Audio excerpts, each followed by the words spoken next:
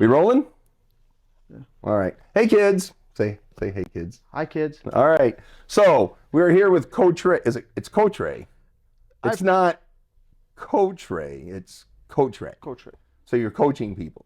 Sometimes. Okay. How many people are you coaching now? Whoever comes up on my feed. Okay.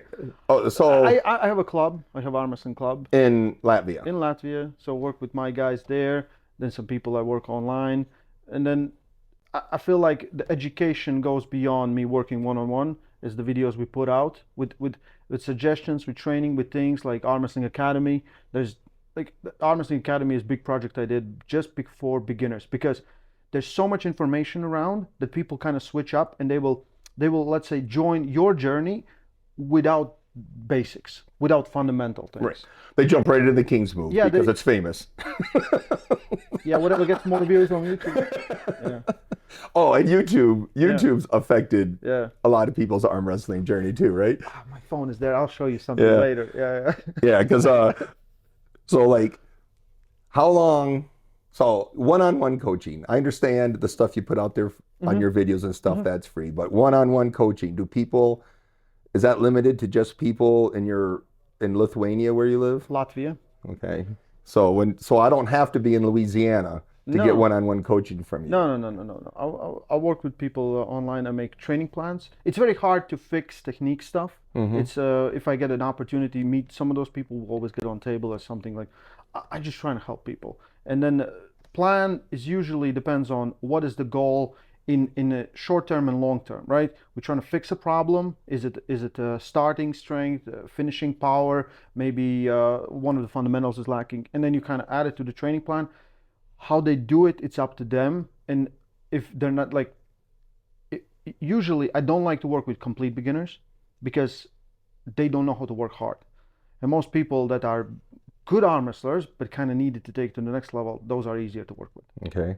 Yeah. So roughly how many in-person people to online people at any given time? Oh, online people, I try to cut it down. Right now, it's 5 maybe. 5? Yeah, because I do too many things, and I can't divide my attention good enough that I don't think it's worth enough. But in person, it's how like 20 people at my club, and then some extra. Yeah, but those don't count, right? Because those are just people you would help without being a coach, right? Yeah. Because I mean, everybody in your club's helping those people. But they're well, I make all the training plans. I make all the systems, so they follow the training plan. Okay, and the system. so you have so how many people are getting training plans? I guess that would be a good question. With all the things right now, like this week, how many people are currently following or have received? While I'm at home and they're training, they at least 30, 40. Okay. Plus those that we do in Arm Wrestling Academy, so up to 100 maybe. All right. Up to 100. But now these people on your training plan, are they like in touch with you weekly? Yeah. Checking in. Okay. Yeah. So there's 100 of those or 40 that are checking in. So checking in, like I have made pre-made plans with all the explanations that we don't check in. Then there's online coaching that I do. There's just few, and then there's in person, right? But even when now I leave, everyone in the club knows exactly what to do. Okay. They have training plans. They follow those training plans, and then they send a new plan. And I'm in the gym. I correct the form, correct the exercise. Then we get on table and things like that. It was much more at the beginning. Like that was the only thing I was doing. But because I'm doing so many stops, I can't divide my attention. And there's people where you invest a lot and they just leave. And I have had so many that it breaks my heart. So when you name them. All the Latvian news. Was it Steve? It was Steve, wasn't it? Because I knew that SOB. He was calling me too. Yeah. Steve's a dick. But it is like this. Like I'm trying, and then when I was starting to do YouTube channel, I thought like, well, I wanted to teach. First, I wanted to teach. I thought I'm going to do my master's degree, and then I'm going to maybe get a PhD, and I go to university and teach people there about like sports science, things like that. But I thought like this is kind of limited. I get in a class, most people don't give a fuck about it. So I thought, why not share it on YouTube? So I was like, okay, I'll share what I know, what we know, and I'll explain it. And if someone can debunk it, it's fine. I can always change my mind about things, right? But most things I think we shared with Giannis from the beginning, I think their correct use of exercises. And that's the most important. And now, if I go to any competition, doesn't matter where I am, people will come to me and say, like, 3 years, I'm just following the videos there. You guys gave me so much, thank you. And the guys are doing really good. And those I'm like indirectly training. Mm-hmm. And those are, I would think, thousands now. Yeah. So that warms my heart. But yeah, well, your books, your pre-made training plans, that's stuff you push out there. Yeah. That's a plan that lots of people Yeah. can follow. But as Yeah. far as custom plans, like when you are actually investing in somebody and tailoring a plan people to ask them, all the time, but I can't. you don't do that. I'm very limited. I would work. I'm working with few bigger names, bigger athletes, because it's easier, because they know, and there's no complaining, there's no doing anything, one of those things. Like one of the guys I'm working with, Luke Polsher. Okay. So just send a plan to Luke, and then he sends me videos. I correct him. He does the things, and we try and improve from one thing to another, from one thing to another. If he feels stronger, he feels better, does better. Okay, where can we improve next time, right? And Luke's been doing it for a long time. He knows how to arm himself. It all comes down to, is he doing correct things in his training that will push him to the next level? You know, just a little bit further, just a little bit further. There's people looking at huge increases. They want to get 30 kilos more on their bicep curl, where 1 kilo pressure changes everything. Yeah. Right? And you know this very well. Especially, because if you're curling 50, one's 2%. We done seminar in Germany together, remember? Yep. And we're on the same page. It's same systems, a little bit changes from mine to yours, right? You're more one PR, like PRs and, you know, things like that. And I think your system, it takes a long time to develop, because recovery from those workouts will be longer than, let's say, what I'm doing. Like if I'm asking you to do 5 sets of 8 reps, and you say PRs of 1, and you go somewhere there, like the damage is big. But if you do it consistently, you become Todd Hutchings, right? And there's always, and then my plans, you start by doing this, and then you kind of change to go heavier, then you go back, and then you change it. And I think every system works if you do it long enough. And for you, it's been absolutely amazing, but because you've been so consistent. And this is what people always forget. They switch around, they change theories, they change their mindset. They like, oh, I should start doing this, I should. The only time when you really should be drastically switching things around is injuries. If you have an injury, then you have to work around it, right? If you don't have an injury, you just fucking go. And that's what you're doing. Yep. Right? And people kind of look at it. I remember look at the system, and they're like, you thought Hutchings is doing this and doing this. I said, like, constantly. Like, not constantly, what's the word? Consistent. Consistency. English, no problem. So, okay, 2 last questions then. Roughly how long, so you're only doing training experienced pullers now, but you got young people in your club all the time. The sport's growing, you got new people coming in all the time. I know I do. I've got one of my training practices, we started with 4 people, and within a year, there's 20 showing up. Yeah. We went from 1 table to 4 tables, and they got to buy more. I mean, it's just new people coming all the time. How long to take somebody that's a year or 2, so that knows enough, not just coming right in because they saw a certain Canadian on video, to get them to, say, national level, not East versus West level, but a national level? How long? I mean, you got to manage their expectations, because everybody wants to come in and hit top fast. So we have the new guys coming in, and they've seen the videos, they have done stuff, right? And they, in their mind, like, because you never know how strong you are. And they've always been strong. They've arm wrestled for years, and they've always been strong. Yeah, and they're like, you know, like along. And one guy comes in, and he asked me, like, just come to the practice. And he's like, you know, like, I want to start training. What days? I was like, these days, Monday, Wednesday, Friday. You come there. I was like, cool. I said, like, do we have competition in 2 weeks? He's like, okay. Do we have money prizes? I said, not really, but we have, like, it's said for pros. I said, like, there's novice, like I explained to you, novice, amateurs, pros. And he's like, yeah. And then he's like, can I get on table with someone? And I pick some beginners. They get on table, they whoop him like nothing. He never comes back. Yeah. Because they have this expectation where they feel like, you know, like they don't understand how hard it is. So Latvia, we have 2 million population. It's less than here. Yeah. And our arm wrestling level, in my opinion, is very high.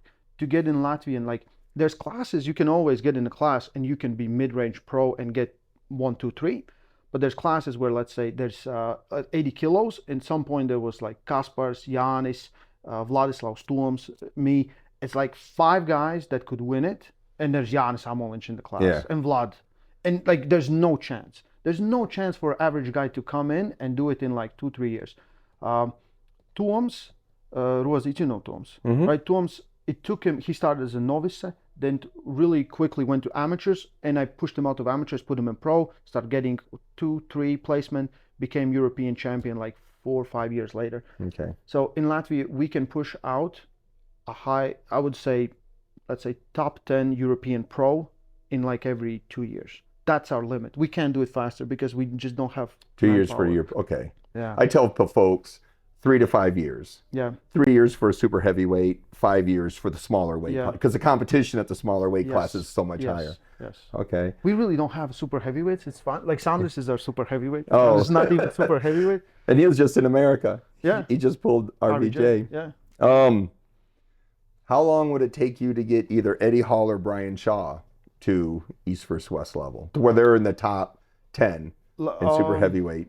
So not winning, not Yeah. necessarily beating Levon, but to where you go, they might be able to beat Morozov or Vitaly. East versus West level, if they're consistent and working, I would say 3-4 years. 3 or 4, same. Like, So they're starting. Yes, but that would be like world-class level. Yeah. But they have world-class strength. I think you just put them through the movements and you just work technique, drill it till they, and then you make them compete so they can actually do it on table. Because one thing is when there's no stress, when there's real stress, and there's a real destroyer in front of you that knows what he will do on table. Yeah. And you're thinking like, what should And I you're- do? Yeah. So it takes time, like to get them to national level because of that strength and everything. I think year. If you just work with them, but they need to get out of this lifting because it's arm wrestling. You can do lifting later, right? You can get some. You can work on those muscles you have never developed, like pronation, right? Like cupping power and things like that. Developing your side pressure, that build like just this to be able to sustain it without breaking your arm. That will take time. And people need to understand it. Everyone's like, oh, yeah, give him 11. Like Eddie almost beat Brian, give him 11. I'm like, you guys have no idea what you're talking about. Most, not even pros would beat Eddie. Right. Just fast, good arm wrestler would beat Eddie, right? DeVete would beat both of them. Yes. He would even say like, you go. Yeah. Yeah. I lied. 2 more questions. Go. So, the weak point on both Eddie and Brian, you'd correct. 1. Just because I got to wrap this up. My fans have a very short attention span. Most of them clicked out already. Yeah, they're like 12-year-olds. Or they're fast forwarding through. They're children. Yeah. They pick the cursor up and they're dragging it, looking for something to happen. They want to see where the spike is when the rest of the people watch it. Eddie, so he's still too open. The angles, I would change the angles, and he, in my opinion, drops his shoulder a little bit too low, way too fast. Everything else, he's moving fine for someone just with that much experience and that much power. Because sometimes the guys that someone will come to me and say like, oh, I lose my hand all the time. My hand is so weak.